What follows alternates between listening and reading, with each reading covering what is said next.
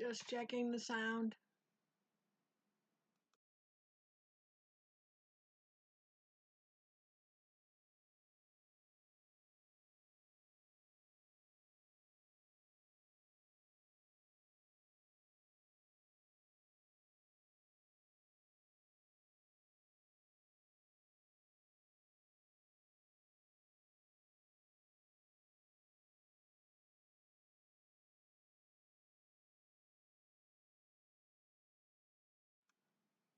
Let's try this again, just checking the sound.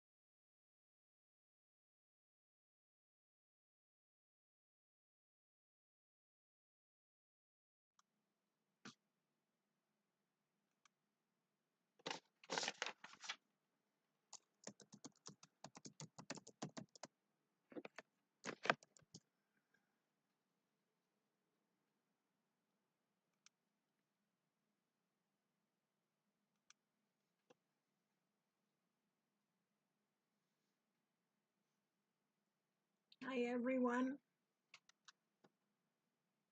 I'll just give people a little more time to, it's not 7 o'clock yet. Sorry about my arm reach in your way. I was trying to type hello. Oh, hi, Lynn.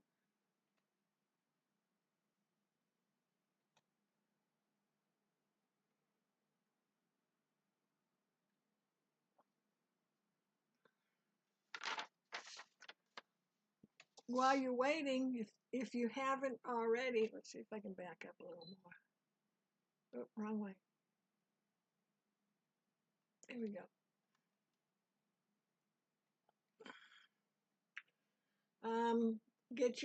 Have your blocks in order because we're going to get ready to,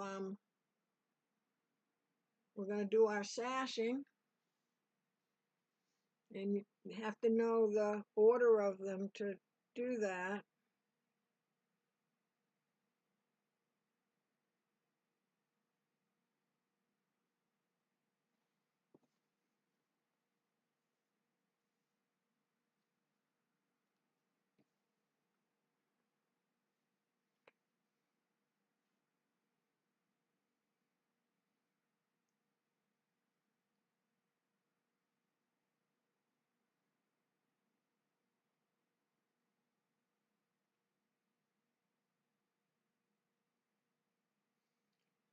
And if you want to go ahead and cut your sashing while you're waiting, you're going to need, because we're doing the inside sashing, so 1, 2, 3, 4, 5, 6, 7, 8, 9, 10 pieces of sashing.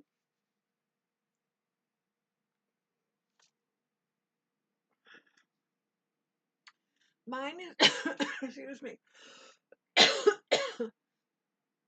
mine is cut 1.5 inches. I have 6-inch finished blocks, 6.5 uncut. If you were doing like a 12-inch block, you might want your sashing a little bigger, maybe cut 2, 2.5. It's up to you.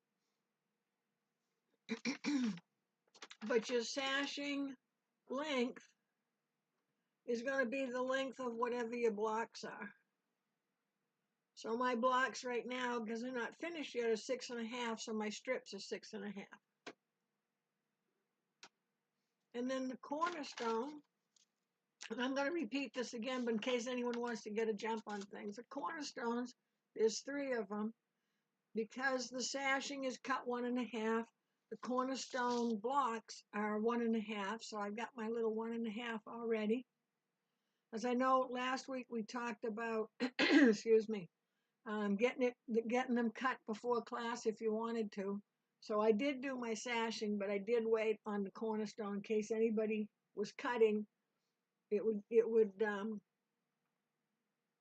tell me the time that you need to get some of the cutting done. Excuse me.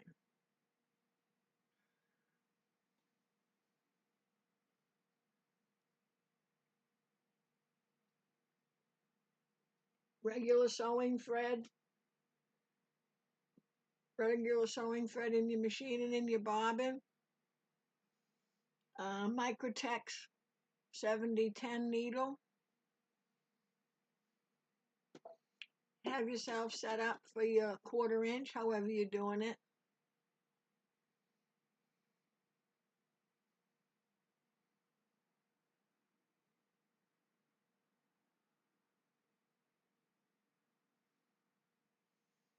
And I could sit here and probably move this around 10 times. And so I always say I give you 20 minutes. So that was 20 minutes starting 10 minutes ago. So you got 10 minutes left to move them around. It's too bad you can't put your pictures up in the chat. We could all see them.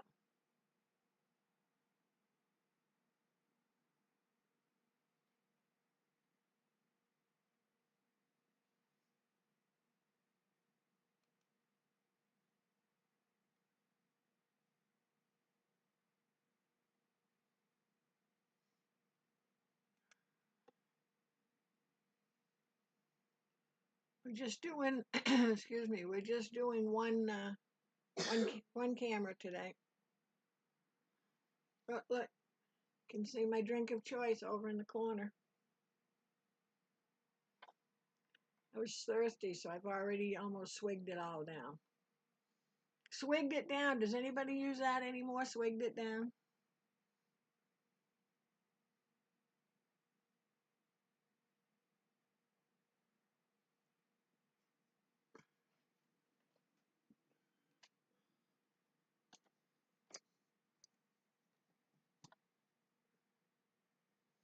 I've got like 12, I swear, I got 3 lights on here, and I may have to adjust my camera again. Looks bright to me. I hope it is bright enough for you.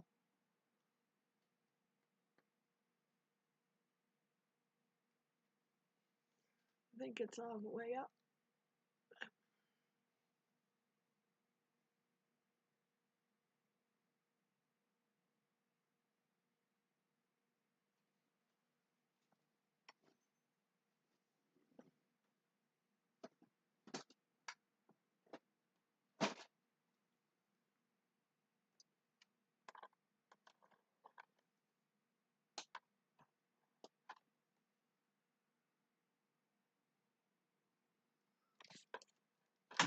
Oh, just me messing around with the lights.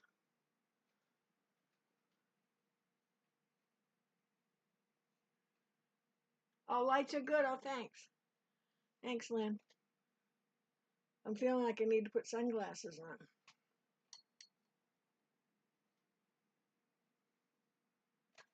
I think I got it all situated now. I can just keep my hands out of your way. Let's see. Oh, we got about a minute or two to go. If you have any questions, go ahead and type them in the chat.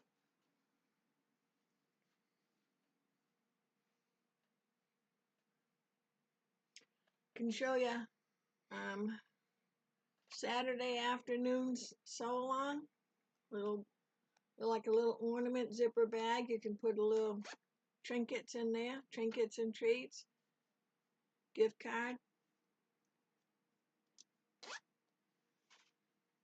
And the fabric instructions for cutting the fabrics and so forth are on Wednesday's blog, not blog, I'm sorry, Wednesday's Facebook, Miss Loreens Schoolhouse.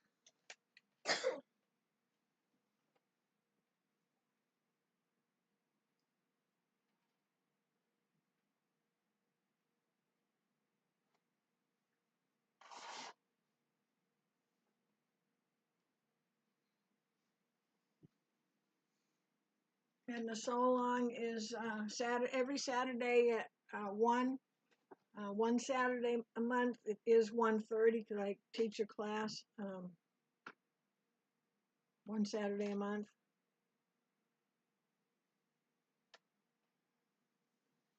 So it's 7:01. Okay. So good evening, everyone. Hi, Rhonda. Glad you made it. So today we're working on putting on our sashings, and these little guys are called cornerstones. So I cut my sashing 1.5, so it'll finish 1 inch. The length of my sashing is the same size as my block. My blocks are 6.5, not finished. So my sashings are 6.5. The cornerstone, because I cut my sashing 1.5, the cornerstones are 1.5 inch squares. So that's what we're going to be working on, putting this together, in the center part together tonight. Okay, so you need, if you need to go ahead and cut, you need 10 pieces of sashing, 1.5 if you're doing the same size block as me, 6.5 on the length, and you need 10 of them. I didn't cut my cornerstones yet, so the cornerstones are 1.5, so I took out my little 1.5 inch square, and I'll cut those in just a few minutes. So I did cut my strips with the strip cutter, and I'll just give you a little run through on how that works. If you have the strip cutter set, take one off, and you can see where you got the blades, the little raised up part. See how you can see it on the left and the right, but this is flat. And the reason for that is,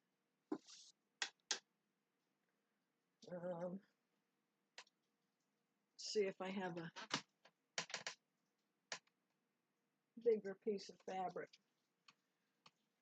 The reason for that is you want to fold your fabric so that, and however many layers, I think I've told you before, I go 4 or 6 layers, but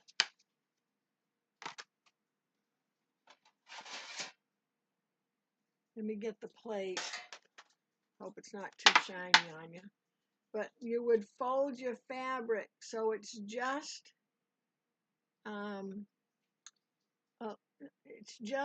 shorter than the two plain pieces here, because you don't want anything cutting this way. Because you want to have one long strip. So let's see if you can see.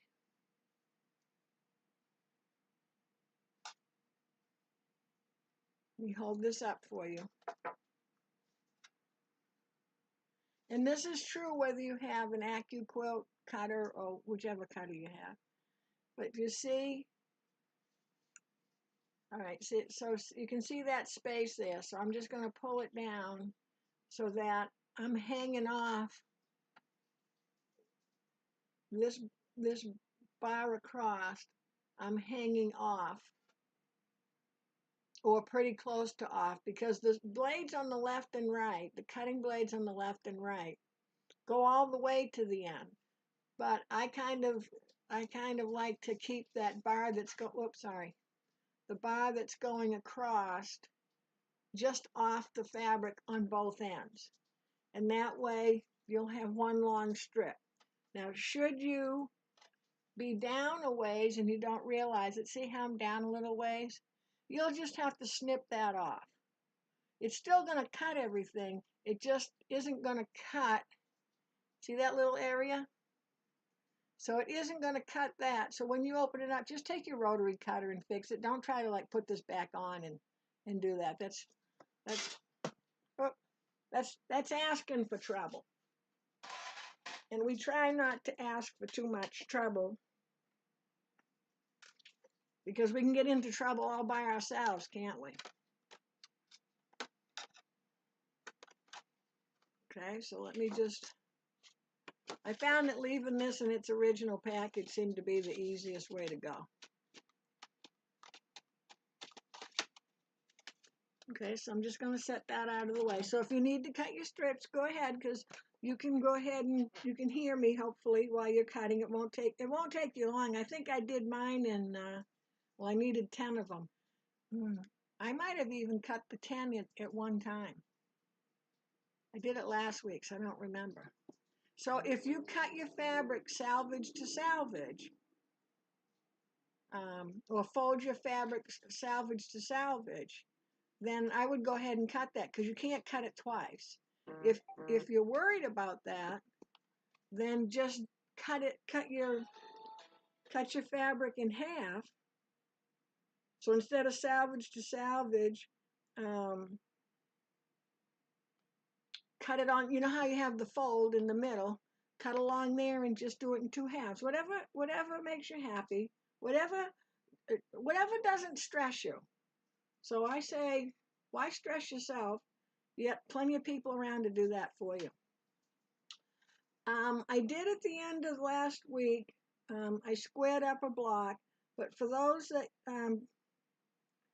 didn't see that, I'll take another block and square it up.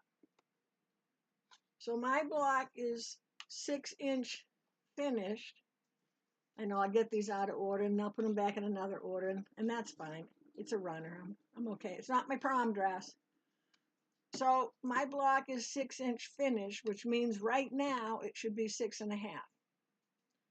So I have my square up ruler. Well, this is the one I use. And see how it's got that center line coming down? And then there, see so this is point to point, left and right. And the green one is point to point this way. So it's like an X. So I'm going to line, let me stand up. Got my arms in there today. So what I want to do is, and I'll show you, I have a bigger ruler to do another one with. But what I want to do is, I want to make sure that this line is coming straight through the middle. So it's at my corner, it's at the corner of this block, it's at the corner of this block, and it's at the corner of my end. Then I'm going to look at my other one, and I can see that it's off. And again, I want the line, in the corner. See if I can come in a little ways and still cut. I want it in the corner. And again, it's the corner of the block, the corner of the block, and the corner. And if it's not perfect, what you kind of have to do is spread the little bit that's off in both directions. So when you turn to make this one straight, back up again. When you make this one straight, and if this one's a little off, well then maybe have each one of them, so instead of a little off, have each one of them a tad off, just a hair off. So kind of split the difference between them. And then, hold on.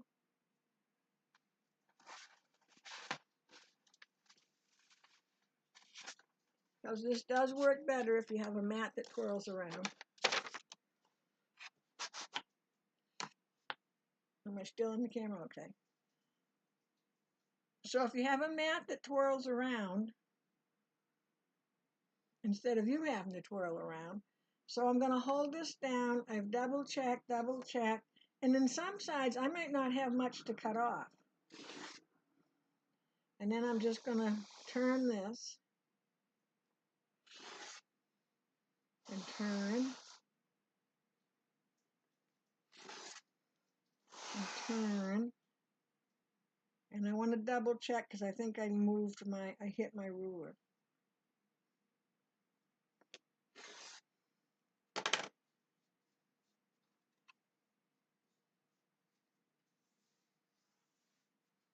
And so my block is squared up. Now, don't square up if you haven't pressed your blocks because it does make a difference. Okay? So that's using the ruler that fits the block. Now, I don't think I've squared that one up. If I have a ruler that's bigger, I still have that trying to get this, see, I still have that line in the center. I don't have one going both ways, but I've got that one. And I'm going to go to takes me a while here. So I've got the one is over here. So I'm going 1 through 6 this way and 1 through 6 this way. And I'm going to put the 6.5 towards that direction. Now what I want to do is, pardon my head for just a minute.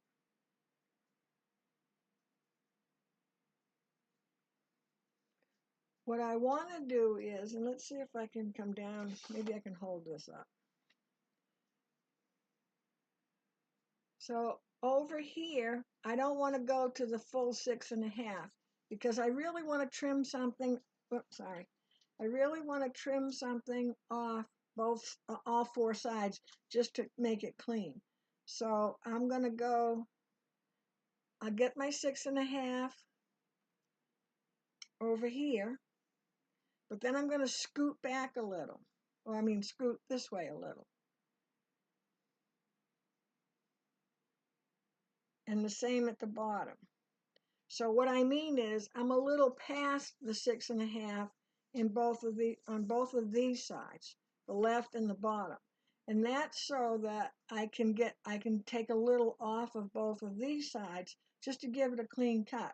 But I still have some to clean off here and off here. And I'm still keeping an eye on my center line. All the other lines will line up as well. So I'll take that off, take the top off. Now this time you don't really need a rotating mat because we have to lift the ruler up. So here's the two sides I cut. I'm going to spin them all the way around. So the sides I cut are here. Then I'm going to put my 6.5 now on the line because I've already cut that. I want to make sure again I've got that angled line going through the middle. I'm on my 6.5 and my 6.5.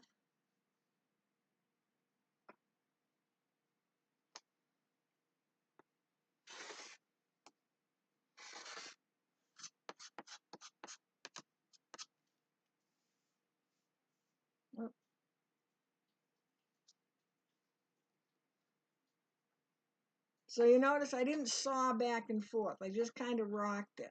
Where the seam was, it didn't cut all the way. And the reason for that is I just kind of rock it like this. Because if you go back and forth, it's going to look like the beavers did your trimming for you.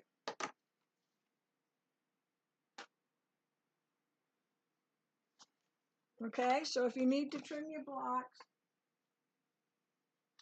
go ahead and do that. I'm trying to set that down somewhere it doesn't fall down and crash while we're having class.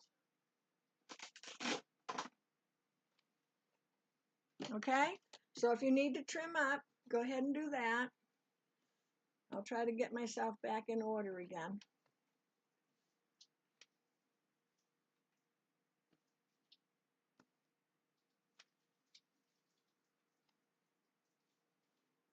Yeah, that wasn't too bad. Okay, so you're going to trim up your blocks. I'm going to go ahead and get my, I need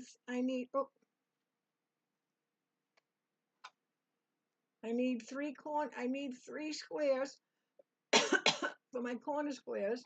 So I'm going to go ahead and do that. So it gives you also the chance to do yours.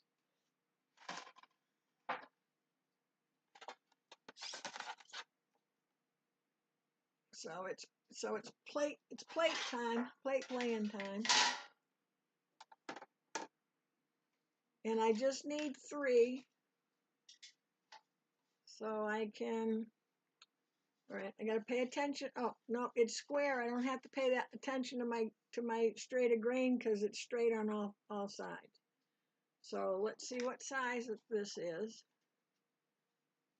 So I can come right here. And then I can fold this, and I'm going to fold it back so I can keep an eye on where each piece is. So I need 3. So I got 3 layers there. I want to make sure, again, don't forget to have the cutting side, the side with the groove going down. And pardon my reach for a second.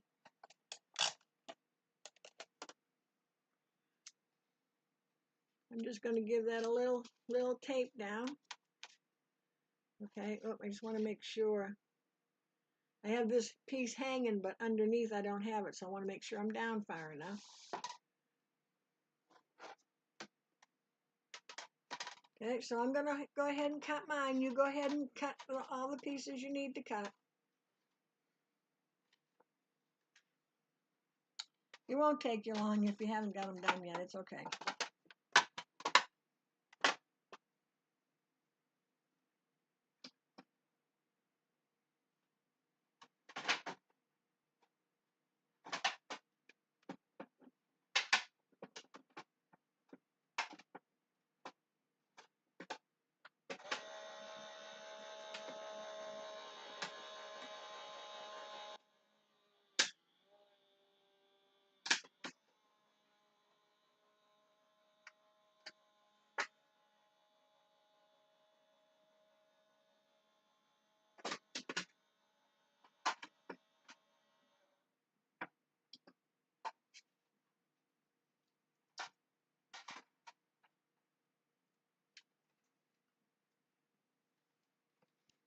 Okay, so I got my 3 pieces.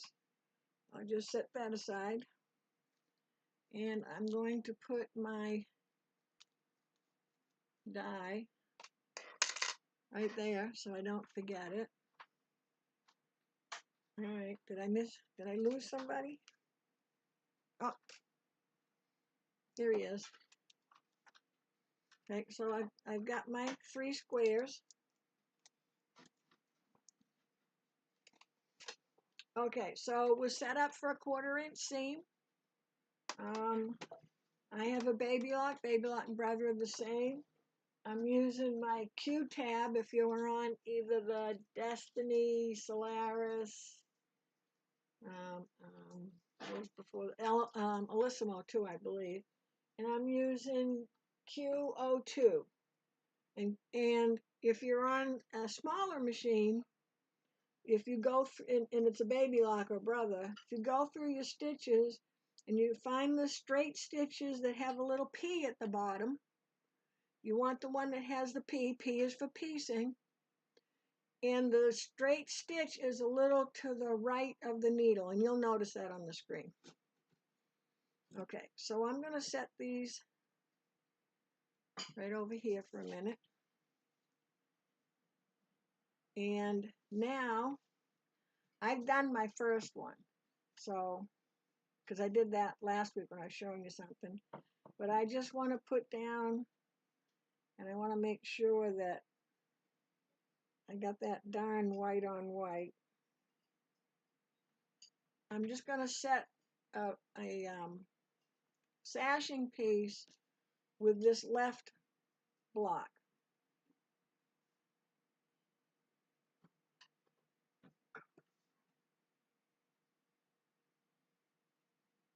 Okay? And then I'm going to set the rest of these aside for now with those 3 little corner squares. So what I'm going to do is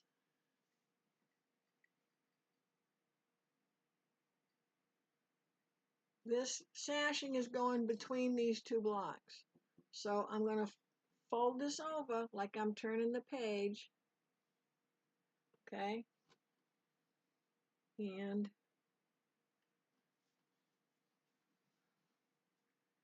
I'm just going to put a pin in the side that I'm sewing on. Now, I could go down and do all of them, but we don't need to web these together because there's going to be sashing in between. So I thought today we'll just finish each row. So once I stitch these together, I'm going to open it up and add this one on. So we're just going to work on 1 row at a time. So we're only picking up 1 row at a time. So if you're doing something that's really big, that kind of comes in handy because you can put it back in the empty spot. Okay? So I know what side I'm on.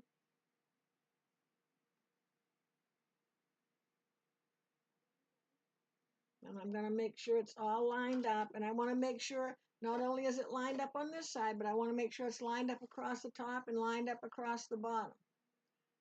And you know, I keep telling you, we forget to do that part. So if you need to, line up your bottom.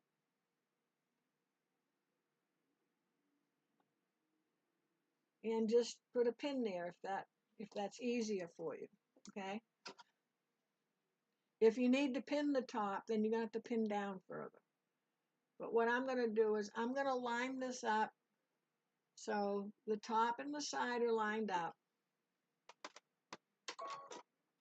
I'm going to make sure that I've got fabric under my needle and I'm lined up for my 1/4 inch seam. So if you're using your 1/4 inch seam with a guide foot,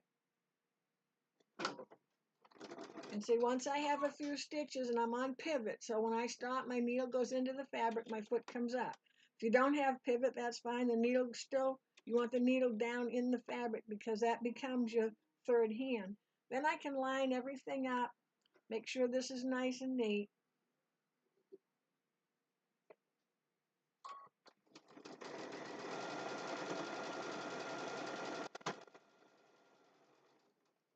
Take my pin out, but you see I'm still hanging on to my fabric.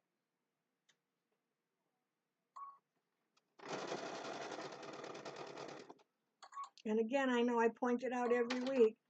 I hung on to my fabric till I was done sewing. I'm going to bring this back. We're going to press so the seam is to the sashing, because remember, this is all seams here, no seams here. It's going to easily press to that side.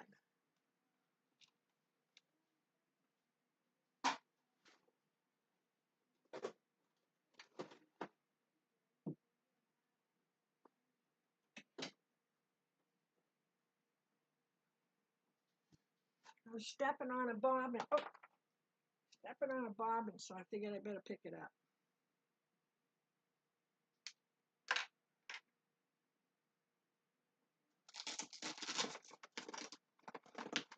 Sorry about that. I didn't run away.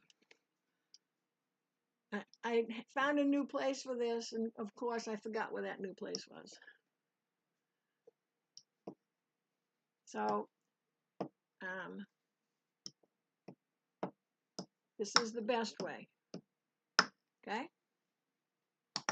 Now, turning the page of the book. So this is column A, B, C. So we're flipping that over. We don't really need to pin it because I'm pretty sure you won't sew over on this side. Line it up. And of course, you would have a little more room, and when you line up, you'd lay it flat on the table. Make sure we're lining up along the side and the top. Let's look at the bottom. Line that up. So if you want to put a pin there.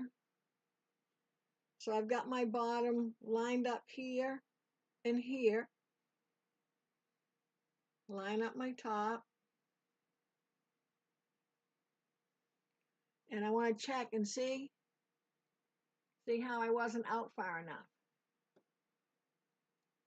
So you got, oh, all right, now I've got myself, oh, this was my box. I was looking for the white, and it was back there. It was confusing me for a minute. Sorry, I didn't mean to flip that around that many times.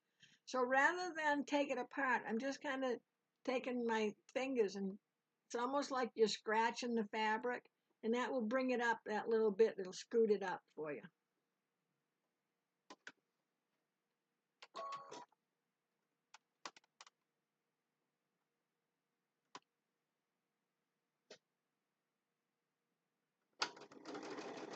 Okay, put a few stitches in, just stop, and I'm going to pull this block to my left, and that will help me make sure that I'm lined up here.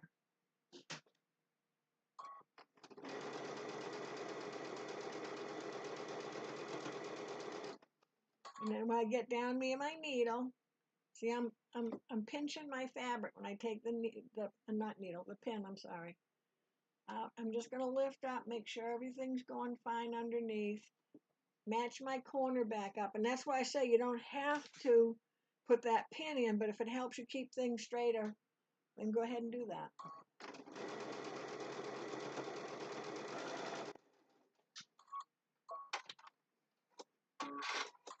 Okay, now remember, I want to have my seam allowance under my sashing. So remember, whatever fabric is on top, that's the way the seam allowance goes. So if I did this, my seam allowance is going towards my block. So I'm going to flip it over just to get my pressing. So here's my sashing, and when I bring that over, now that seam allowance went behind my sashing.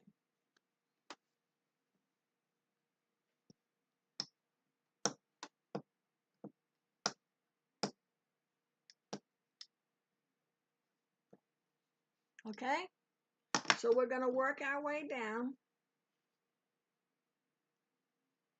So you would have been on row 1, so go ahead and do row 2, 3, and 4. And I'll mosey along so that you don't feel rushed.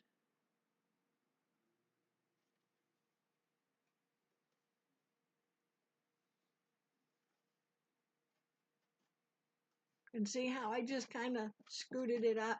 I find that if you keep moving it up and down, it'll never get to the place you want it to be.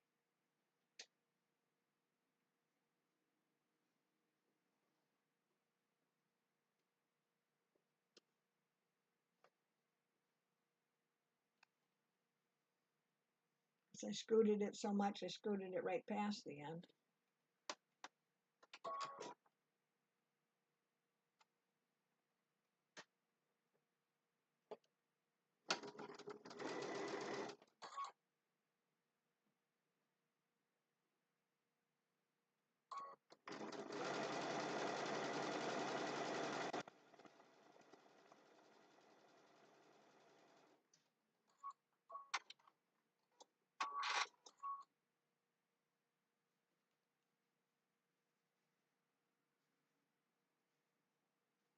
Pressing my seam again towards the sashing, flipping the next one over.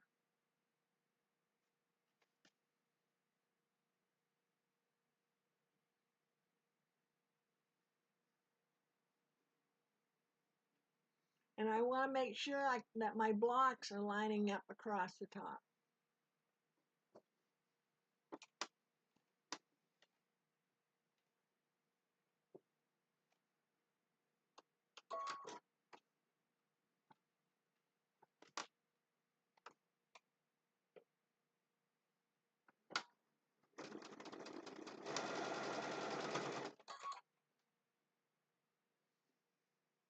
I'm making sure my block is lining up with the block underneath. And I'm checking to make sure that the underneath fabric is in line with the top one.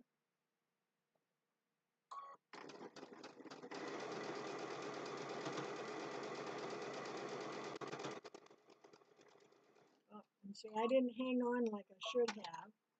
So I'm going to stop and see. Can you see? I let go. See what happened?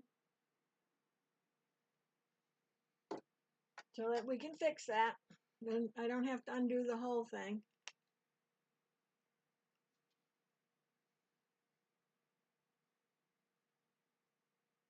If I continue sewing on, it isn't going to fix the problem. So I just undid a little ways back.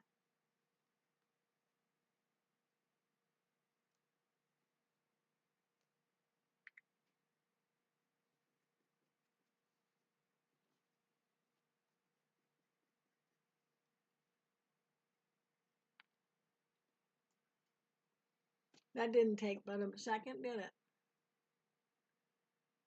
So I'm going to grab onto those ends and make sure they're right. And if I'm worried about it, I'm just going to stick a pin. Oh, I picked the seam to stick the pin in over there. And then what I'm going to do is I'm just going to come back up maybe a ½ inch over where I stitched, and I'm going to do a tack stitch to lock it in place and then go.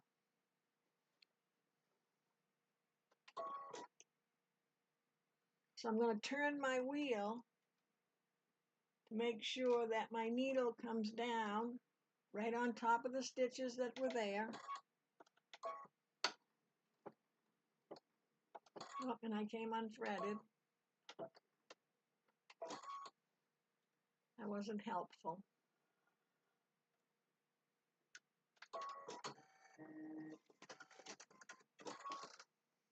Okay, so I'm going to repeat. So I'm going to go back. And I never want to undo like to a seam. I want to be between seams. I don't need to be bunched up starting on a seam.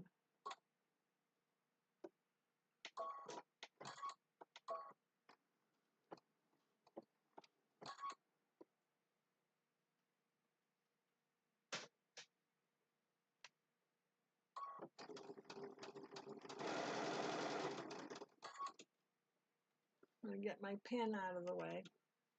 Even though I pinned out further, I still pinned in the way of the foot. Okay, and this time I'm going to hang on. I'm not letting go this time. Here we go.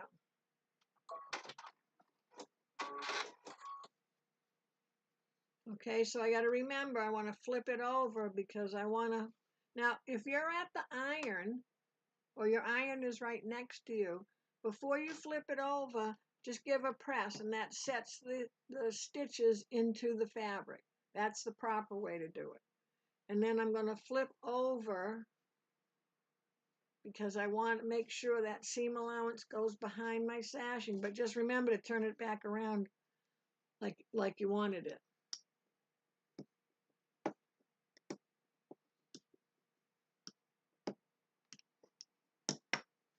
Okay, and now we're going to go ahead and do the next one. And you're probably already ahead of me.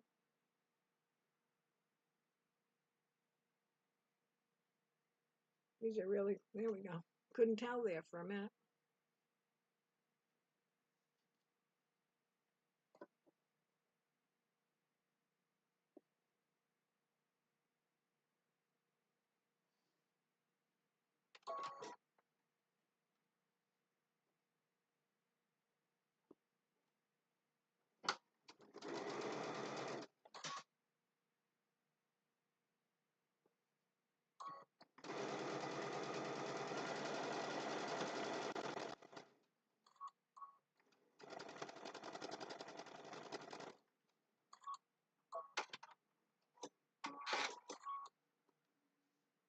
Okay, so you would go ahead and press.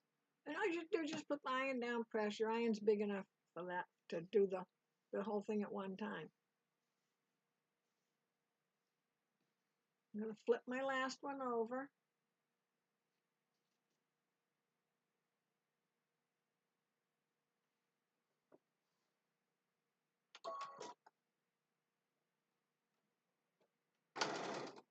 And again, I want to make sure my two blocks are lined up together, top and bottom.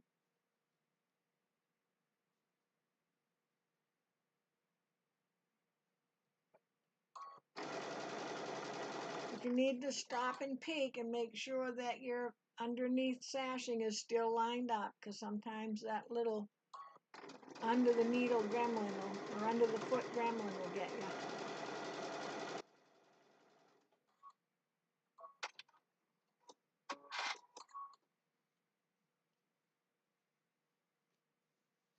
Okay, press.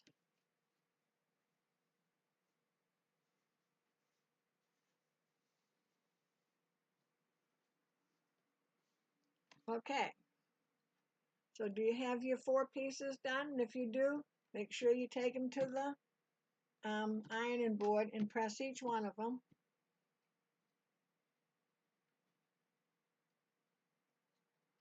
We're pressing, not ironing.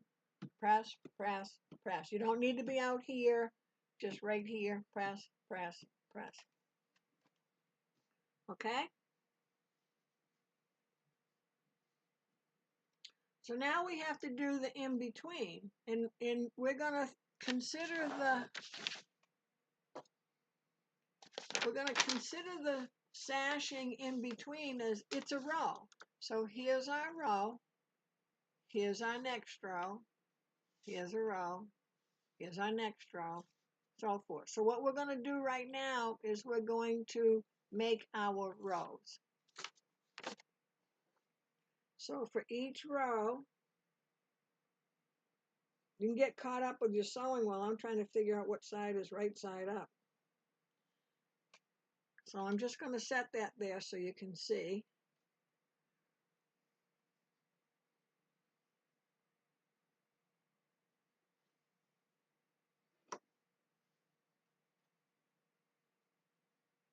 Hopefully, I think I'm I think I'm a strip short, which means I've dropped it around here somewhere. Because I swear I counted 10 at some point.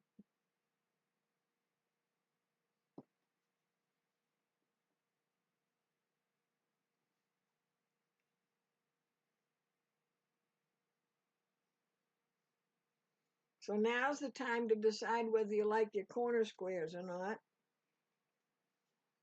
Let me just check my bag for my missing strip.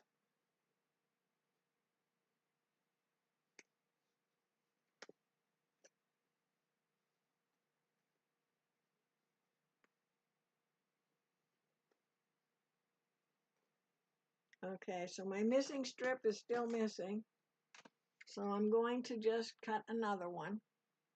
And I only need one strip. Gives you a chance again to get caught up. I know you're probably sitting there going, yeah, I'm already caught up. Come on, move along.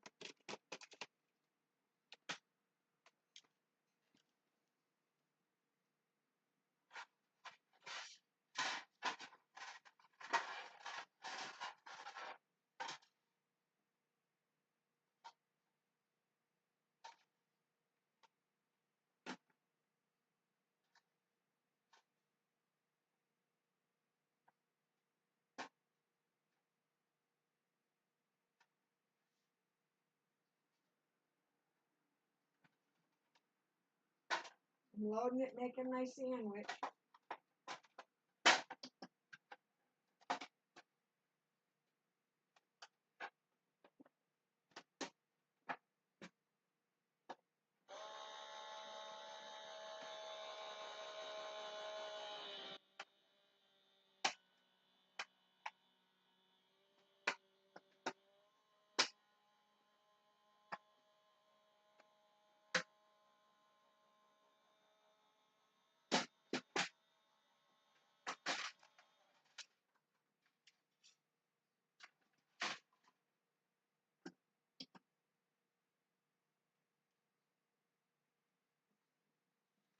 So see how I didn't go up quite high enough and I've got that little edge?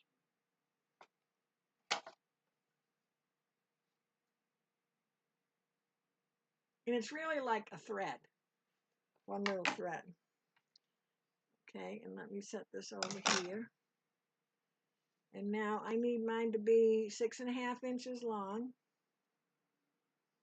And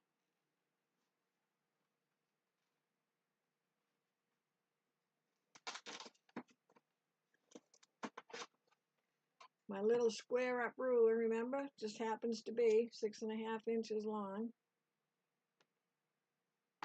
And it's always helpful if you get it straight.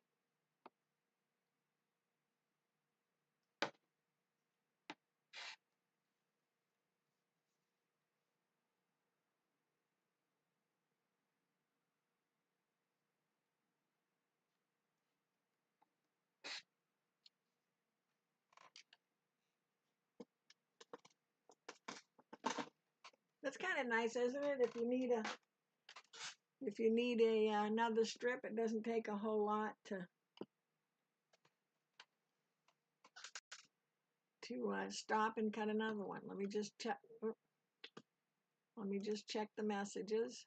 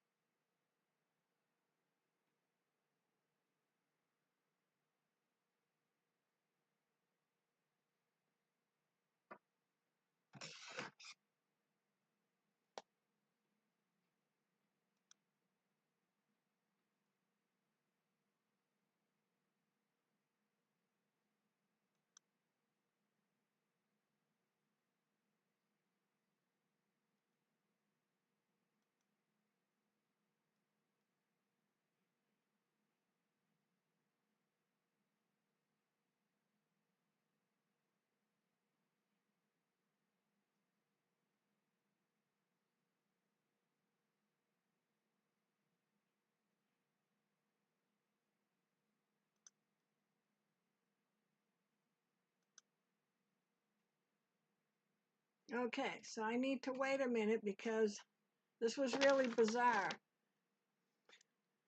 I set this down. Now, you know how much this weighs? Nothing.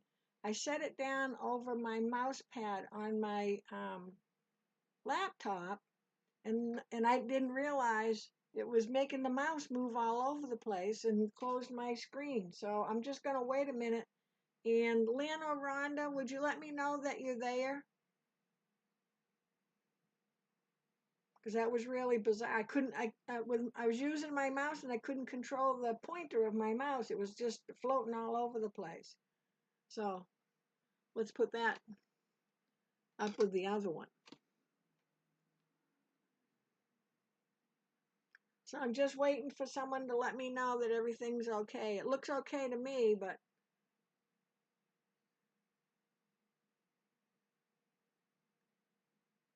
oh, okay. Thanks, Rhonda. If you're there, everybody's there.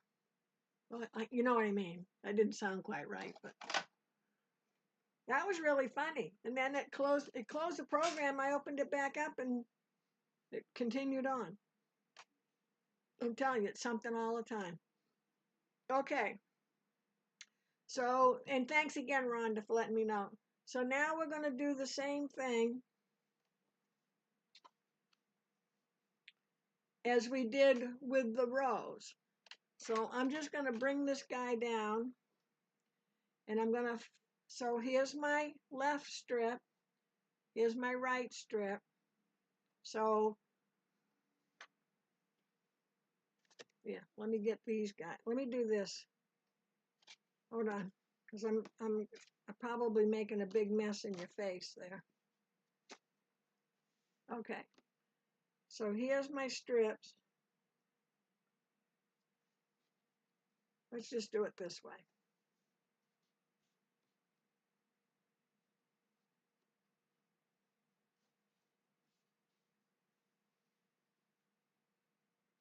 Okay, so column A, column B, column C.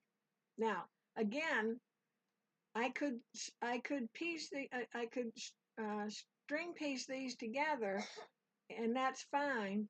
But they're not gonna be together, so I'm just gonna go and I'm gonna do one row at a time. So when you put this square on, you want to make sure that it's straight on all three sides.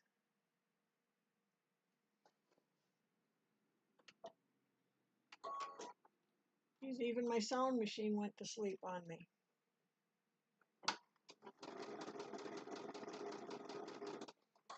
Okay, now if you want to be faster, we can flip it over. Now that I move these all around, because they go pretty quick.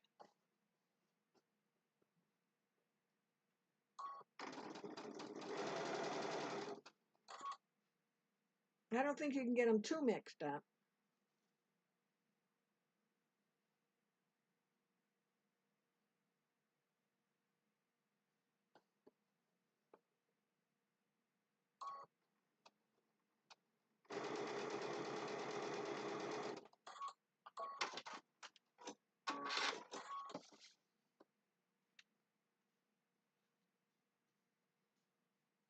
Now, because we have our seams going in to the sashing, these are going to have to go out to the sashing.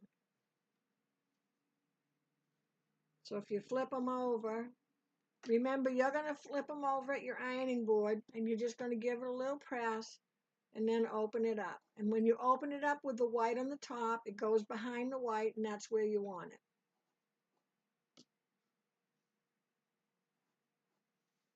I guess it is handy that they're hooked together because I can spin them all around together. Okay?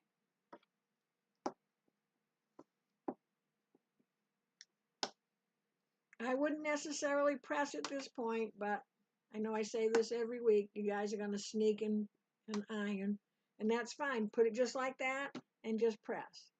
Don't need to iron, just press, okay? So now I'm going to flip this one over, and everybody's coming with me. Well, you know what? Let's make it easier on you because you got these long pieces. Let's just cut in between. And I'm just cutting the threads in between. Otherwise, you're going to have all this, long dangly stuff. And again, I'm lining it up so it's even on all three sides.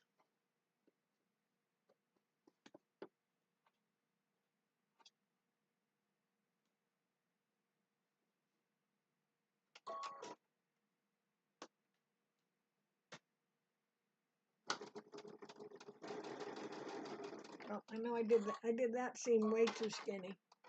So I don't need to undo it. I just got to come back and start again.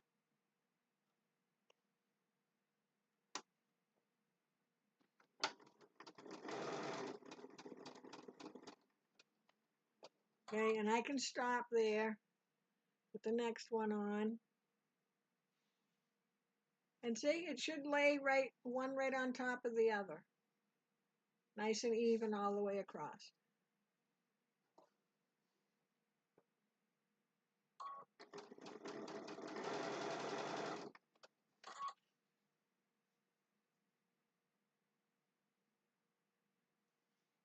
Are you excited that we're getting the top almost finished?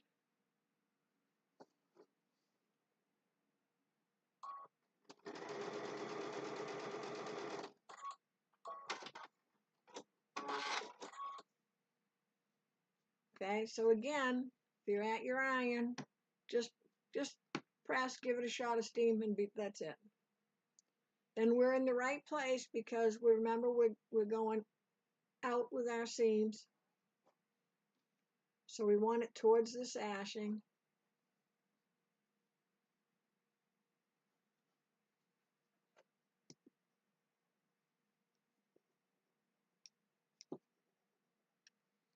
So again, if you're going to press it, just press, stop. Okay, let's trim these apart.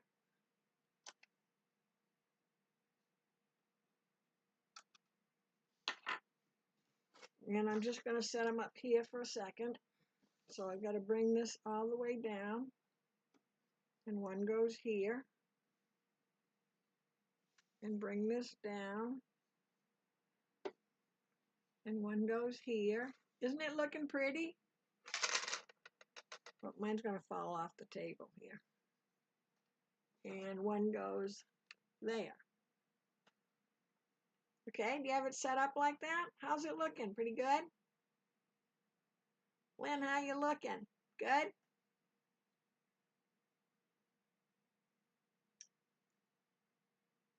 Now, we're going to attach the second row to the first row.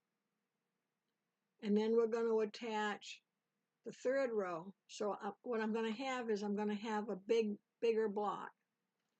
And then I'm going to,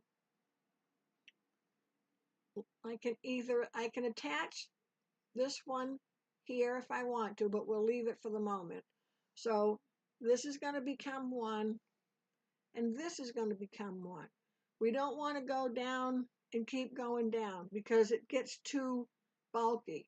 So if we do a little section at a time, well, it's not little, but so we'll do it this way. I'm going to attach a row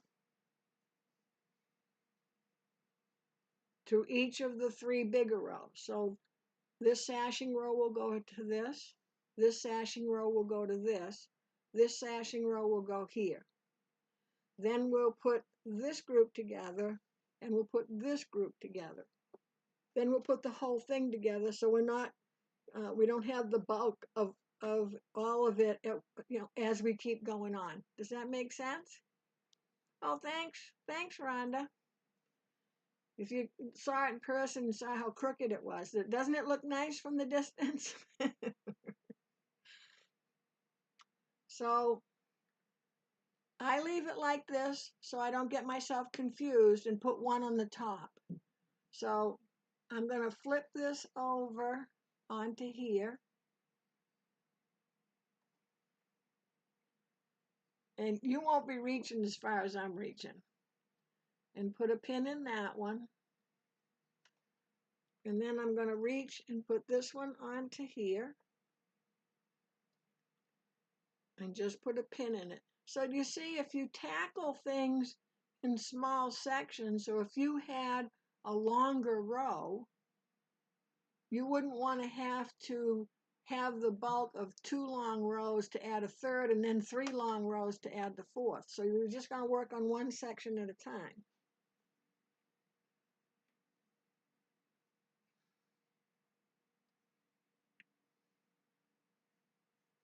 And the last row doesn't get one. It gets left out. Because the top and the bottom of the blocks are going to have this sashing that goes all the way around. Okay? So row 1, here's row 2 flipped onto row 1. Row 3, here's row 4 flipped on, and so forth.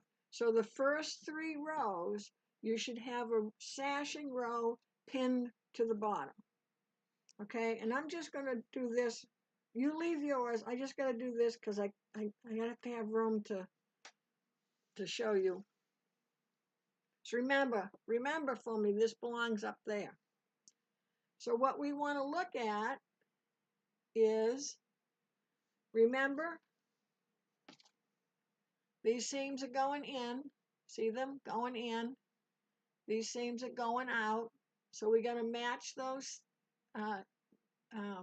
seams together like we've been doing all along.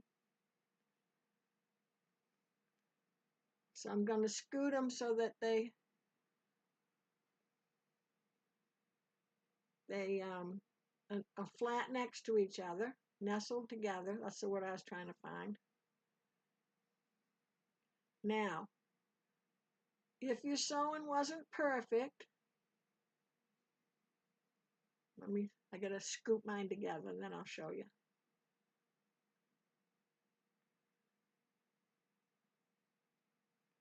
If your sewing wasn't perfect,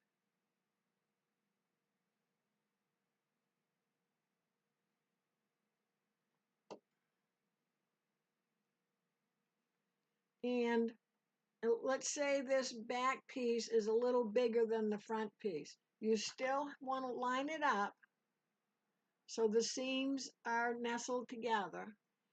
If the back piece is a tad bigger than the front, having it on the bottom going by the feed dogs will help work that in. So if this was bigger, you would turn it over and have that work through the feed dogs. But I'm going to think that generally it's going to be this one. But you want those to line up.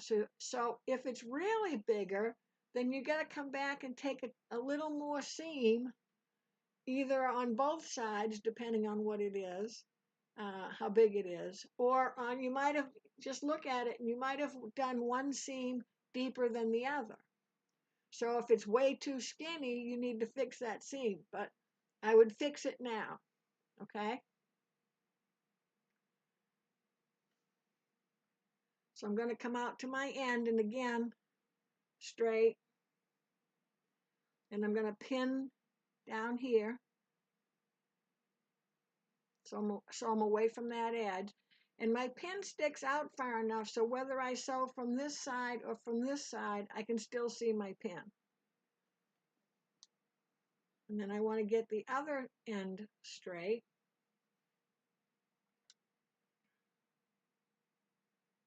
So you can see why it's important when you square up that all your blocks are squared up the same.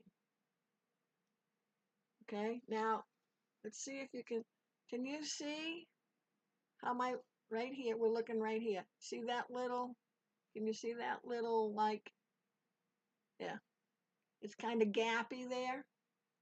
Okay, if I just give this a little tug, it closes right up. See how it's gappy? Now it's closed. Okay, so sometimes it's just a matter of holding it.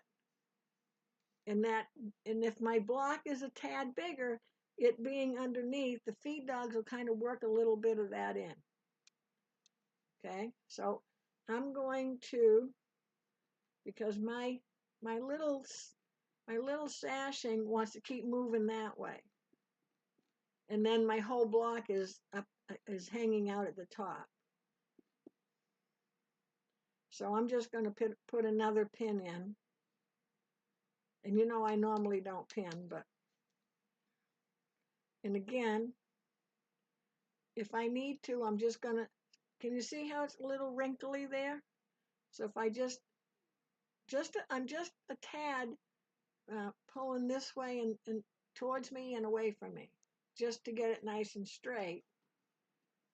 And when I get it nice and straight, put a pin there, because when I got it nice and straight, it kind of equally took a little tiny bit and kind of, what would you say, spread the little extra out more.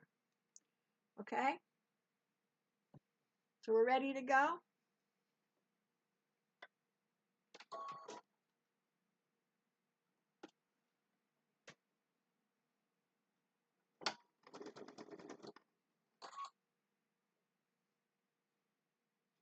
So I've got my needles down in my fabric, so I can take that pin out.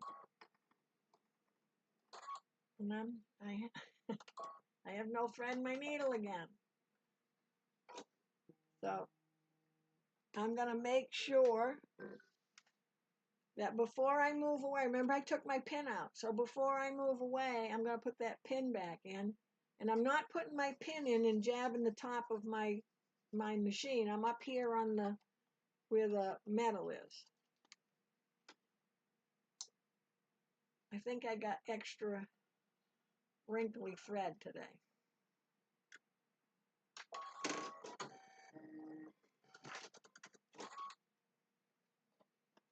Okay, here we go again.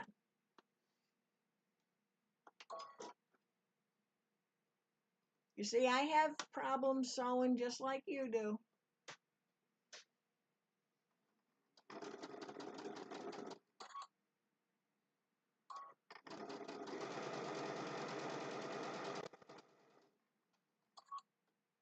You notice this hand is holding the fabric down when I take my pin out. I'm not yanking the pin out. And you know, sometimes when you take a pin out and it takes all your fabric with you, or it moves it a little bit. Now I've got a seam here, and it's facing that way, so it wants to flip back on me. So I just want to make sure that I lift my foot until I know that seam's going to behave itself.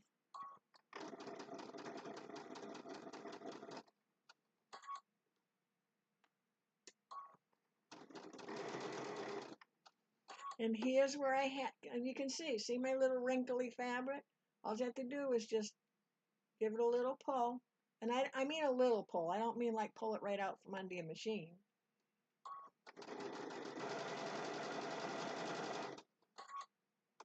And again, see my hand is here holding the fabric down. My end is still lined up across this way and across this way. And I followed with my hand until the fabric was done. Okay, so let's see. We're going to have to press the seam towards the sashing.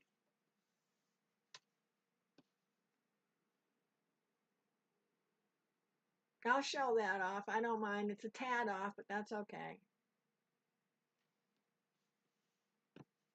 Okay, now I'm going to remember, because you just yelled to me, that belongs up there. Okay?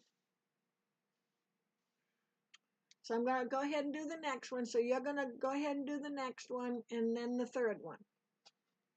Okay? Because we got our pin in, so we know where everything belongs. I'm just going to slide that up out of my way. So my pin's in, but it isn't necessarily in the right spot as far as lining up the seams. But what I'm going to go ahead and do is I'm just going to go ahead and line this top up. And I can go ahead and now take this pin out, and if I want to do it this way, I can go ahead and line the bottom up. It doesn't really matter what order you did it in. I'm trying to do it both ways, so in case you have a preference one way or the other. And you'll learn over time what works for you. And when I pin that, I actually moved my fabric. That wasn't smart. So I'm holding my fabric down when I'm putting my pin in. Okay, now see, I've got my two ends so they're not running away from me. Now, when I set this down, I've got this, it actually lines up right to the middle. I just want to make sure that my seams are snuggled next to each other and I'm straight across the top. And I make sure you follow it down here to make sure it's smooth the whole way down.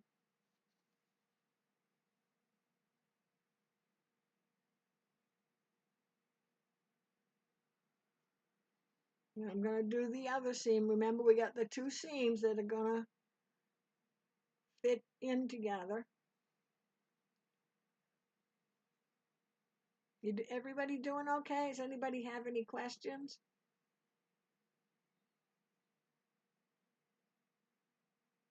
Is anyone saying, okay, you don't have to keep repeating? Okay, so I'm good to go. And again, see how I'm a little bit wobbly? But that's fine. Don't try to mess with it, because what especially happens, because I didn't iron mine. So this center wants to keep coming in. See? So I just have to make sure I smooth it out. Had I ironed it, it would be flatter. But I try not to iron until I'm all done, because I have the tendency to warp everything. I get pressing away, and I press too much.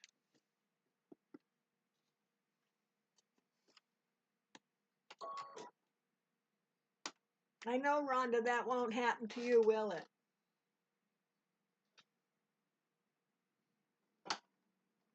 Oh, for crying out loud, I came unthreaded again.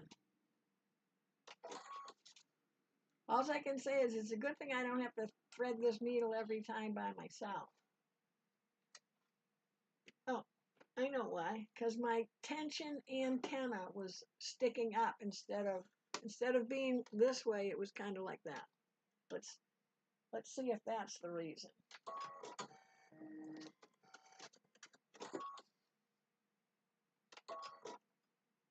I'm going to say it is for now. That makes me feel better.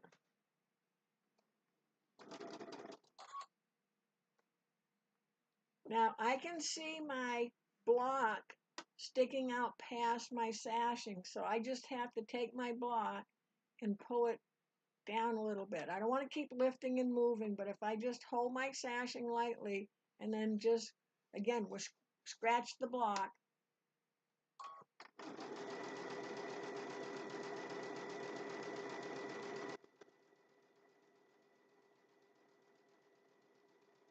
I'm going to stop, make sure that that seam allowance that's facing in that direction stays facing that. So I want to lift my foot up so that the seam can get under there and not flip back.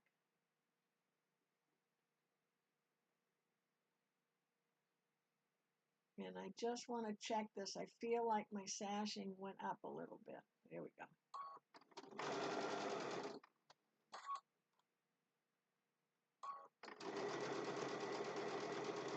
Okay, I'm halfway into the home stretch, halfway through the block. I just want to double check, make sure everybody's happy.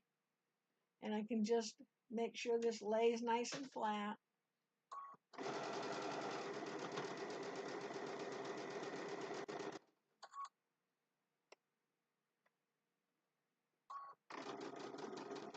Hang on to the bitter end.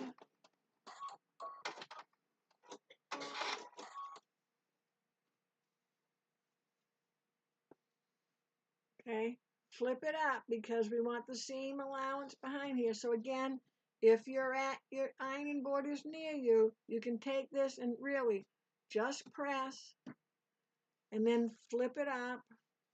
Make sure you don't have any creases, and then just press.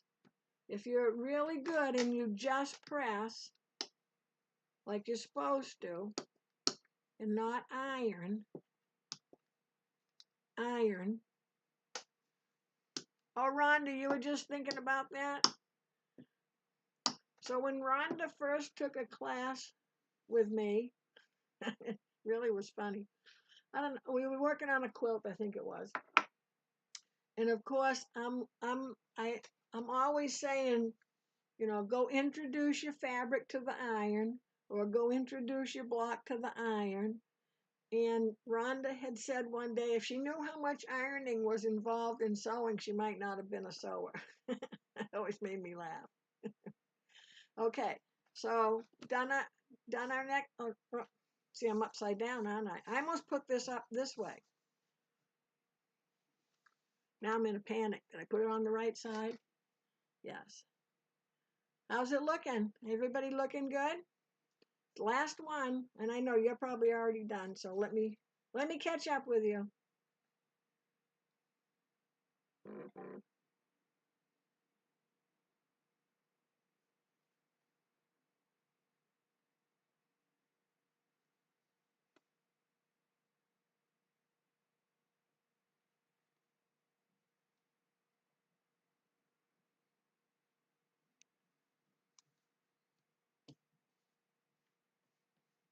Oh, you can't see. So I did my two ends again, and then I just lay this flat.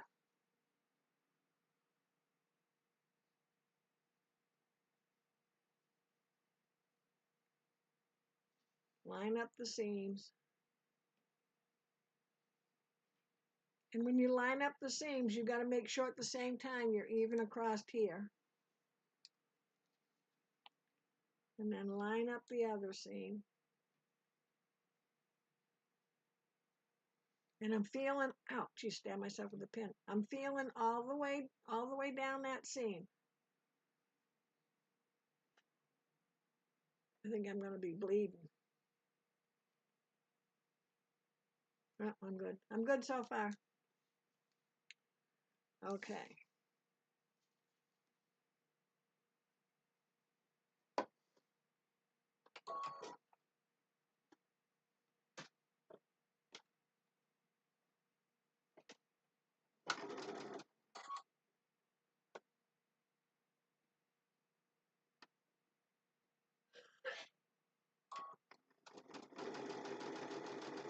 Okay, so again, can you see that looseness? So if I just take and grab on and just, I'm pulling it very lightly towards me. Because it's just going to happen that your block is a little bit off, or your sashing's a little bit off. I don't know why it is that we can't seem to sew the same way every time we sew, but we can't, so. Well, maybe you can, I can't. Apparently I can't. All right, now I feel like, I'm feeling here and I feel like my seam, I could feel a bunch on my seam, and what happened is my underneath seam flipped towards me. So before you sew, make sure you feel along your seam. I felt it was bumpy. So when I looked underneath, the underneath seam, which is heading away from me, with the feed dogs pushed it towards me. So all I had to do is just push it back.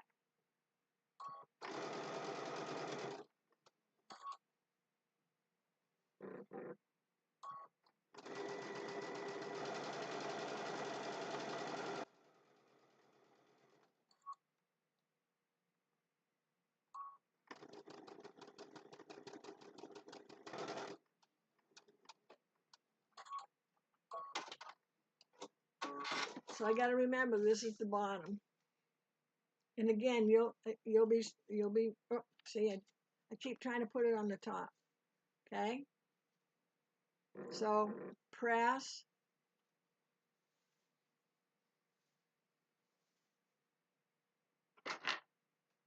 So I'm going to turn this just because I want to press this away from me so I don't get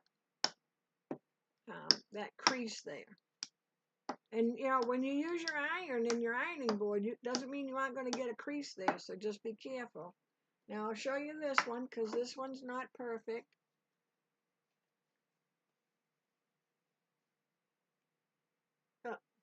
Well, it looks perfect with the light shining too bright on it.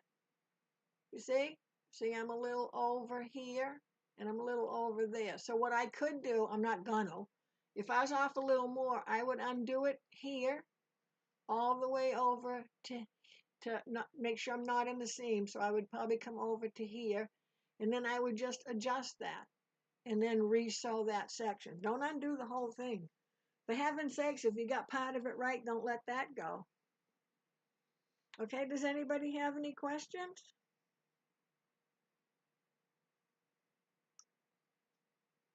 All right, so we're on the home stretch.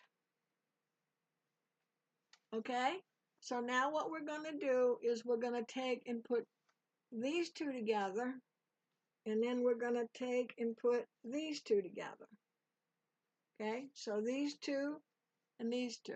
So all I have to do is either flip down or flip up. I can't reach, so I have to flip up. All right, I'm going to stick a pin in there. And I'm going to flip up, only because I don't have enough room here. I would probably leave this because I might be working on a table that's like next to me if I was sewing without the camera and stuff. And so I would just do one part at a time, but it's going to fall off the table here. So here's my first one, and I'm going to do the exact same thing that I did before.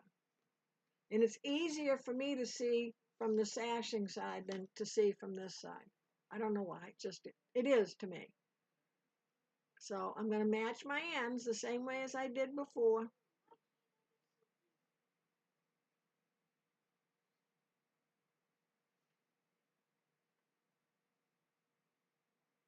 And then I'm going to get this end over here.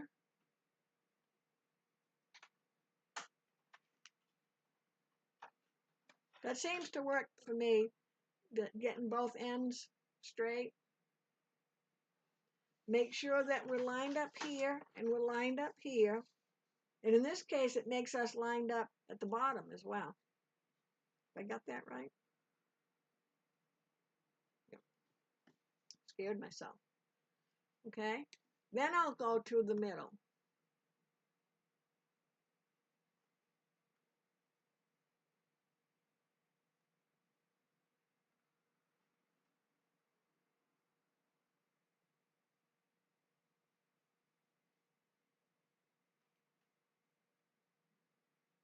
Okay, so if I have this end right and this end right, and I have the middle right, then I just have to make sure that I sew this part so it stays flat. And again, because we have so many seams in here that, I don't know if this is a good one, but sometimes, unless you've really pressed the bejesus out of it, sometimes you can pull it because the seams are kind of draw back in, if that makes sense to you. The seams are trying to draw everything back in. So this little waviness doesn't bother me because look at all the seams I got back here, so that when I just touch it, when I just hold it lightly, you see how it just flattens out? Okay? Now, you can stitch from this side if you want to and keep track of all your seams. It throws me off. So I have to go from this side. But I did notice, look, and you see at the top, I have too much white showing, so I have to pay attention to that. So what I'm going to do is, I think I will stick another pin in here. And me that doesn't pin, can you imagine? You're probably all going, yeah, I thought you didn't pin. Well, I pinned that and squished the fabric. So check both sides. You know, it's like check both sides before crossing the street. Oh, and I put that pin way up too high. Okay, so we just want to do a check. Both sides good.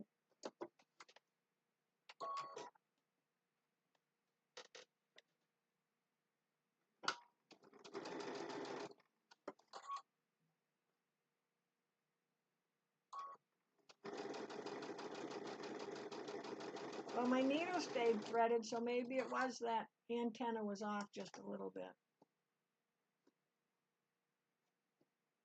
And I'm just checking to make sure that my sashing and my block underneath is staying even.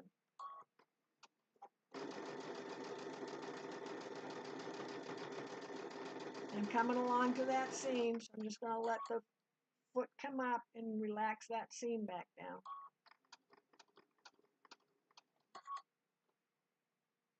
See if I can do a better job than I did on the last one.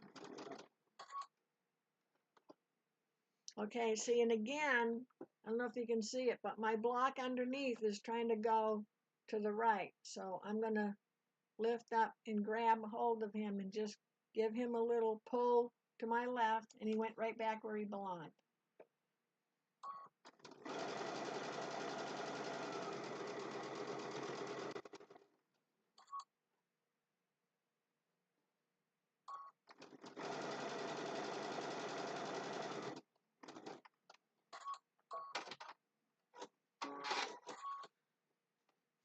Okay, so I'm going to open that up.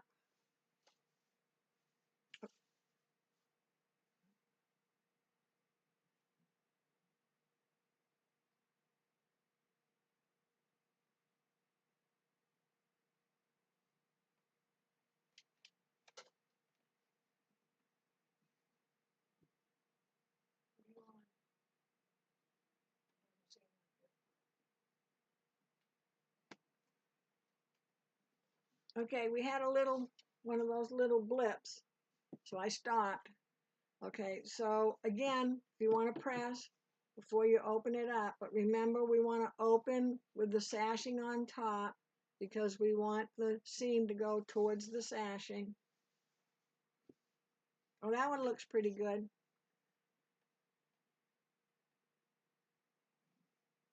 I'll take that. Oh, I gotta turn it. No, this. Oh, see, I keep trying to turn it around.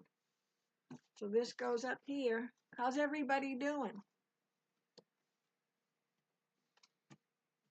So this, in essence, so if I did this block, you see, if I did this block 4 times, this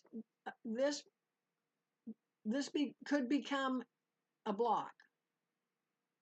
Does that make sense? So you see how, and of course I wouldn't have this sashing here. But if I had the sashing between the two, this then could become a block that I could have put a bigger piece of sashing around the block. So sometimes you can do that to make something a little bigger if you want to. So I'm going to scoot that up there a little bit. And I've pinned this one. So I'm going to flip it over because I like to work from that sashing side. And this is the next to the last seam. Oh, it's good. Thank you, Rhonda. And do my end. So both ends again. Hope I wasn't out of camera.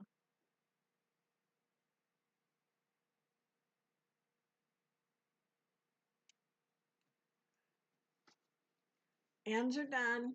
I'm going to come to the middle. Line up my seams. And you can see how I just kind of push it around. Get pushy.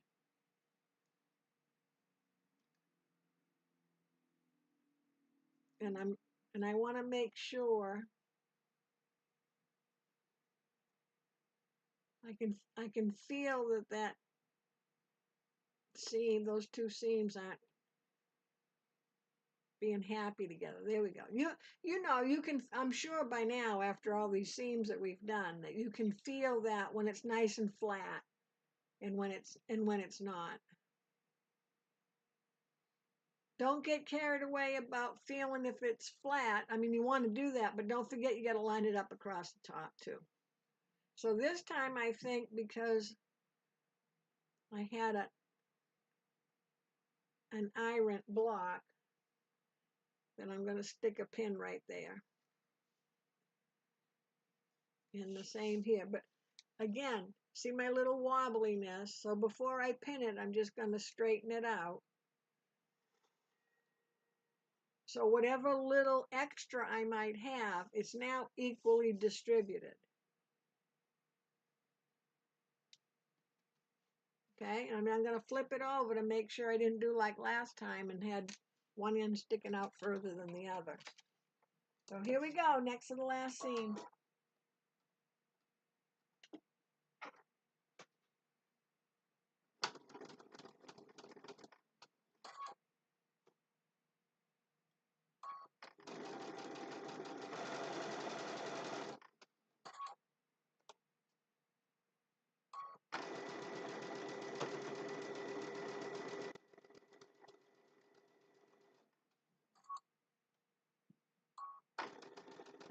I had that pin way in. I had to pull it back out so I could reach it. And I'm going to check that seam. Remember, I had trouble with that seam, and I can feel it again. Oh, it's good. So why aren't we behaving?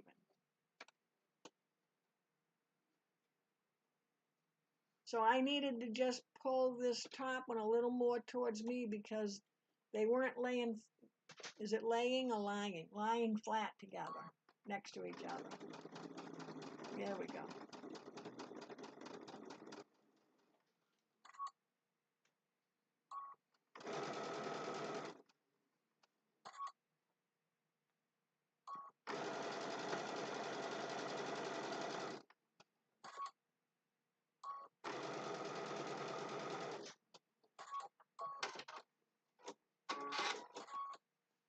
Okay.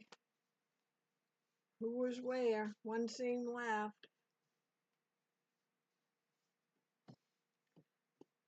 Now, normally I would especially go over and press this because I can see it's kind of wobbly, but it's down the bottom and I can take care of that after.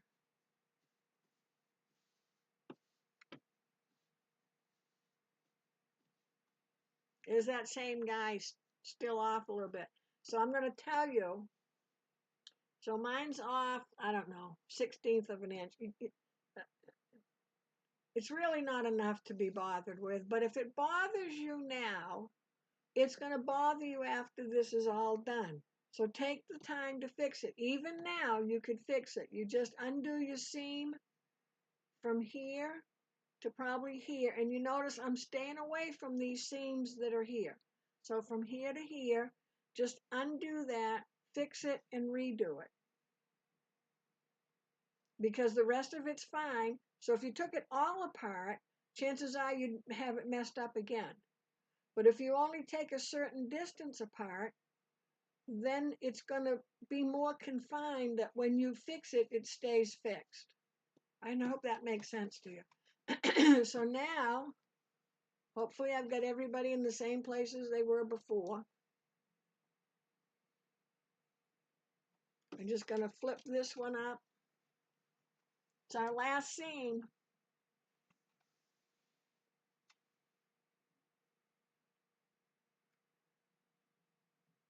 Oh, and I got to flip it over because I like to work. I like to have the plane there. I don't know why.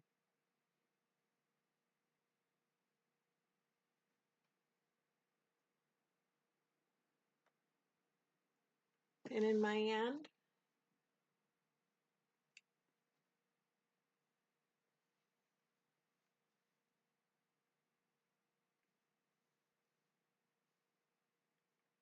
Pin in the other end.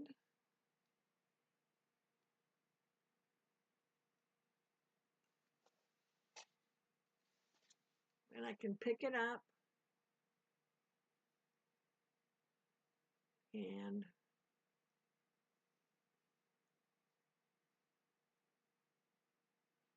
make that seam happy.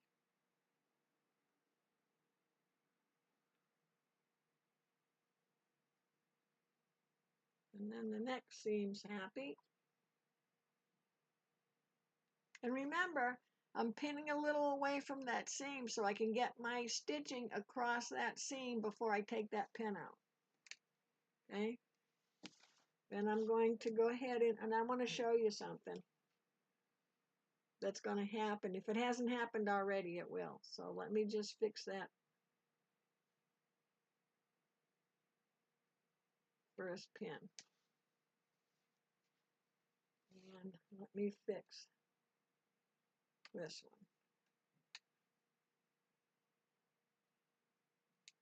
So, and I'm going to look on both sides, see if everybody's happy. So I want to show you this because this is going to happen. Okay. So let's see. Can you see that white coming up? All right, see where the black is? You see that white coming past there? Well, that's the underneath. Now I can trim that, which will probably be easier for you, or I can just make sure that when I stitch, I follow this fabric across for my 1/4 inch. And I got another one here, but it's white on white. Oh yeah, you can see it. See how it sticks up a little bit? So if it's easier for you,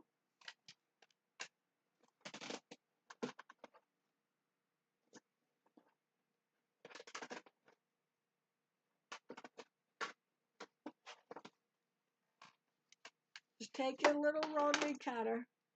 I've got to move that pin because it's in the way. And I'm just cutting off that little, but before you cut it off, make sure that you just don't have something crooked. You know what I mean? You don't want to slice it off and then find out you had the fabric up too high. Ask me how I know that. And then this one, I don't really have to take the pins out because it's in between them.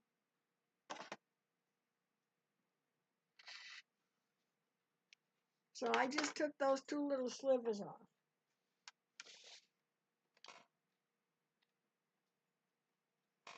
I would like to tell you that maybe that's my strip I lost. I would like to tell you that that's never going to happen to you, but you know, I'm not your fairy godmother. I'm sorry, I made myself laugh. Okay, so now I'm nice and even. But that will happen, that you'll have a little piece and you'll go, geez, I squared it up and everything. Where'd that little fella come from? I don't know. But just make sure that everything is even and it really is just a little piece that's sticking up before you start hacking it off.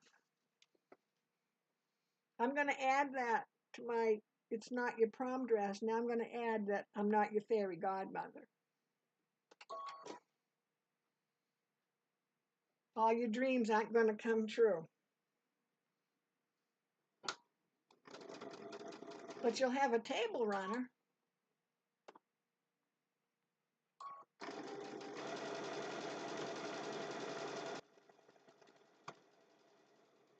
And again, I'm slowing down because I want to make sure that seam allowance is facing that way, stays that way. But at the same time, I want to feel and make sure that those little seams are behaving. Ooh, I came close to that pin. I can already feel that, see, so when I took the other pin out, I had my finger right on this seam, and I can feel, if you just kind of rub, you see how I'm rubbing my finger on the fabric?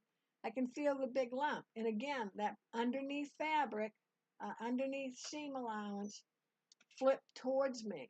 So it was underneath this seam allowance, which would make that bulk.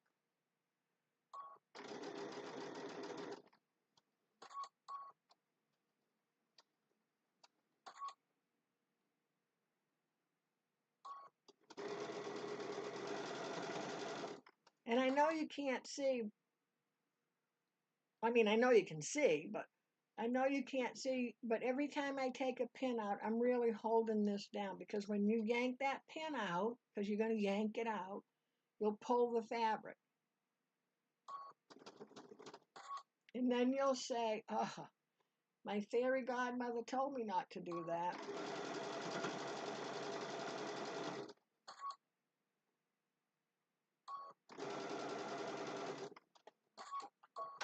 I don't know why I find that so amusing, but I do.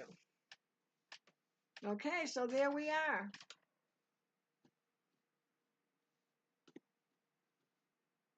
And there's that same one. Is that the same one? Still, yeah, still not lined up.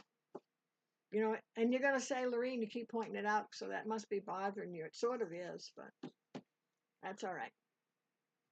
So how did everybody do? Did you get your top done? So I will take this now and give it a good press.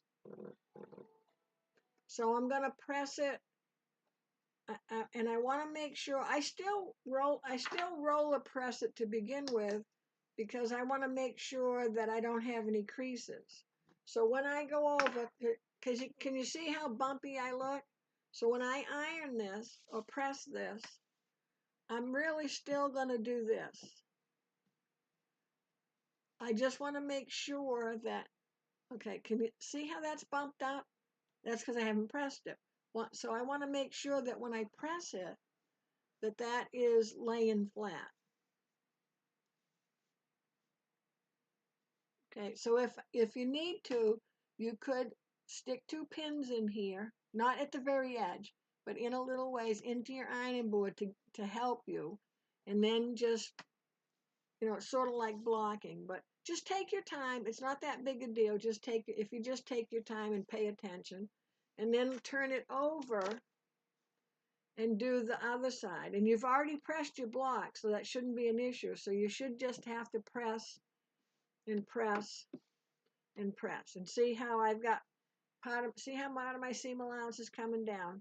So I want to make sure before I put the iron on it that I push it in, I push it back up where it belongs, and then just come down and press. Because if I do this, all these things are going to start going in all different directions and drive you crazy. Okay, so look at that. We've got a top to our table runner going, and it's not even Thanksgiving yet. We're ahead. I was going to say it's not even Christmas, but it's not even Thanksgiving yet. So you're going to get this nice and pressed. When you press it while it's hot, just let it sit here. It's okay. All right. So let me just fold that out of the way. So next time, we're going to sew the outside sashing on and the first border. Okay? So I have our list that we went over last time. So let's see. So you're sashing. Okay. Let me open this up again. After you get this pressed, in order to know what size your sashing is going across here, you need to measure it. Because I can tell you what size mine is, but that doesn't mean it's what size yours is. And when you measure it, you're going to measure not at the very top, you're going to measure about right here. You're going to measure across, write it down. You're going to come down, measure across somewhere near the middle, come down. Don't go to the very end, come up. Oh, yeah, don't go to the very end, come up a little ways and measure. You're going to take those 3 measurements, add them together and divide by 3. So let's say it's, mine is about, so let's say it's 13 and a half, 13 and a quarter, 13 and a half. I'm going to cut it 13 and a half. That's my top and my bottom. But before you cut it, I want you to measure the long way. If the long way, let me see. Okay, so the long way, coming down this way, and again, you'll measure here, here, and here. The reason I want you to do the long way first, if you can. And when I mean if you can, I mean if it's like 40 inches or less. So let's say it's 40 inches. And you put on, and 40 inches is salvage to salvage. Salvage to salvage runs anywhere from 40, 42, 44. I always go with 40 because there's nothing less than 40. So salvage to salvage means that you've cut one piece. If I had already put the top 1.5 on and the bottom 1.5 on, now I have to piece this side strip, a little piece. It's going to look silly. So you always do your long side first if you can get it with one cut. If you can't get it with one cut, it doesn't matter. So if this was 50, it doesn't matter. You might as well put your top and bottom on first. Does that make sense? Okay? So it's going to take 1, 2, 3 strips because this, at least mine is. So this is about 13.5. So top 13.5, bottom 13.5. That's 27 inches. I've got 40 inches for one strip. So that's one strip. I use part in the top, part in the bottom. In this case, I am about, I don't know, well, let's say 30. So I'm going to have one strip here and one strip here. I'm not going to try to monkey around and take the 12 inches I have left over and add a little piece and put it to the top. It doesn't make any sense to, because you're still going to cut into 3 pieces either way. And you always want to try to have no seams if you can. Okay, so always make a note. Do the long side of whatever you're working on first if you can get it with one cut, salvage to salvage. One cut of your strip, salvage to salvage. If you can't, and it takes a strip in 5 inches, then do your top and bottom first. If you have to piece your sides, so let's say you had to do 40 inches plus 10. So say you had to take 10 inches from another piece and you had to piece it together to get 50 inches. The seam, the short seam, will be up here on the left, and then the other short seam will be down here on the right. You don't want both short seams up the top. Okay? And I'm a believer that for most people, you kind of look to the top right first.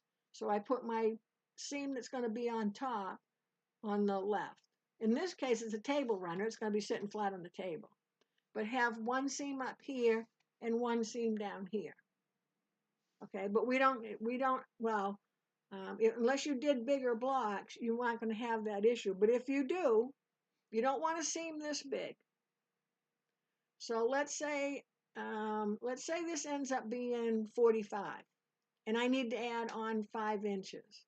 I'm going to really add on probably 10, and I'm going to take some off of the long piece so that my seam isn't like right up here at the edge, because it'll show more. So I'm just going to drop that seam down. Hopefully that makes sense to you. I probably shouldn't have told you about that if you don't need to, but I know some of you have done 8-inch blocks or 12-inch blocks, so you're going to run into that problem. Okay, so for next time, oh, wait a minute. Did I finish doing that? No, I didn't. Okay, so you're going to do, I'm stuttering, an outside sashing. So it's going to be the same size as this. So mine's 1.5. My outside's going to be 1.5. It's going to be this same fabric. Okay? This little one. You're going to put your sides on first if you can get one cut with your strip. So you're going to measure here, here, and here on a flat surface, not hanging off the edge, not on your bed. If you have to go to the floor, go ahead. Somebody will have to help you back up. 3 measurements, add them together and divide by 3. Don't go into like it comes to 28.576. Round, okay? And then I'm going to show you how we pin it and sew it in class. So, let's see.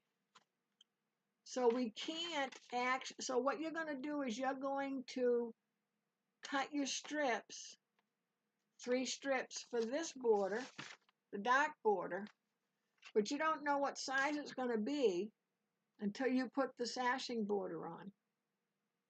You could guess, but it might not be right. If you're one of those people that takes a long piece and you put it on and then cut it off, that's what gives you that wobbly edge to your quilts. Is it going to matter so much on this? No, probably not. But you know, try to have the same habit for whether it's a small project or a big project. Hopefully, okay.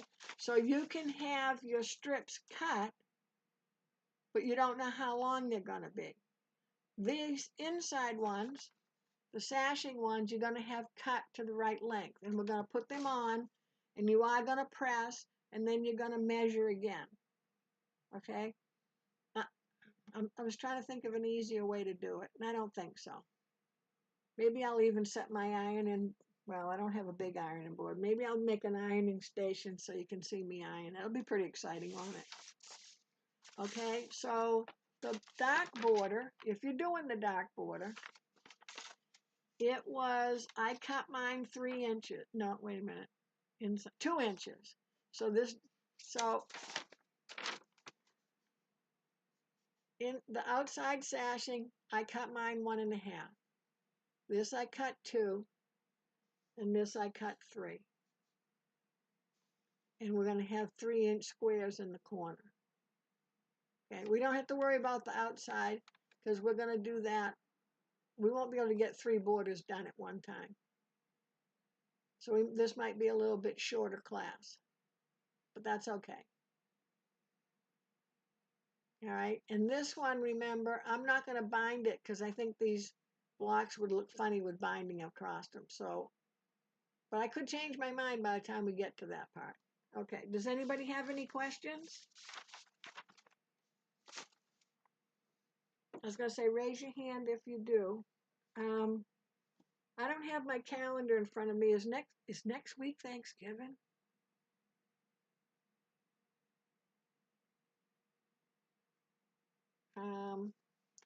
Rhonda, I don't have a calendar in front of me. Can you tell me if next week is Thanksgiving? Yes. Okay. Oh, thanks, Lynn. Okay, next week is Thanksgiving, which is Thursday. I know you guys know that already. I meant to say is class day. Thank you. So I will, because most of us are going to be home. I will come on for a class that evening, but maybe we'll do some little mug rug or something. I'll have to think about it. If you want to check my Miss Loreens Schoolhouse Facebook, I guess I got to decide soon, don't I?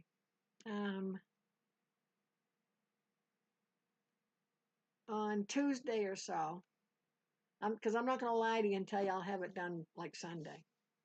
And let's see, only because if there's some people that have been following along, but they can't follow along for Thanksgiving for whatever reason, they don't have to have a reason, but for,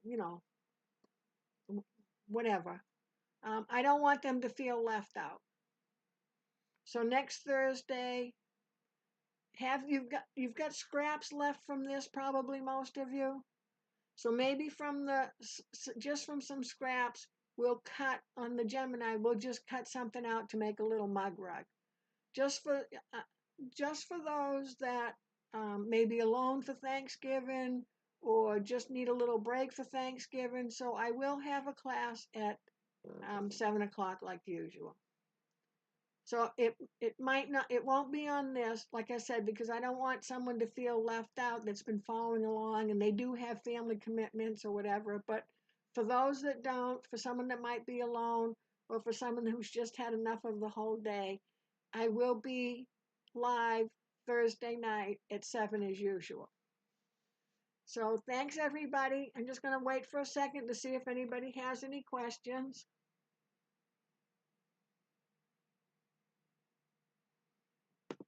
I can say I think it went along pretty well, and because I have no clue if you did, but I'm gonna think good thoughts and think everything went along nicely. You're going to get this pressed. You're going to get your strips cut out for the sashing border and the next border. And if you're only doing the sashing border or you're only doing one border, that's fine. It's fine. Whatever you want to do for your borders is fine. I'm just going to follow the pattern because I made it that way. And in case anybody is actually following it, I don't want to leave them out. So again, thanks everybody. Some of you I'll see Saturday at 1. We're doing these cute little zipper bags. Doesn't take any time at all. This is the last of, I think we've done 4 zipper bags, 4 different zipper bags. So this is the last of the zipper bags. I just wanted to do something Christmassy and something cute. And I thought that was kind of cute. Okay, so I'll either see you Saturday at 1. The list of fabrics is on Miss Loreen Schoolhouse Facebook. I believe I posted it Wednesday. And let's see, what else? Otherwise, I'll see you next Thursday. And if I don't see you next Thursday, have a great Thanksgiving. Eat lots of turkey. Eat too much potatoes. Lay on the couch. Whatever you want to do for that day. So thanks again, everyone, for following along. Click subscribe if you haven't subscribed. Click the little bell so you get the notices. Do a thumbs up is always nice. And if you want to put a picture of what your runner looks like over on Facebook, just put it under the, I think I put a post today to remind you about tonight. And so everybody can see it. Everyone loves to see everybody else's stuff. So again, thank you. And we'll see you next time.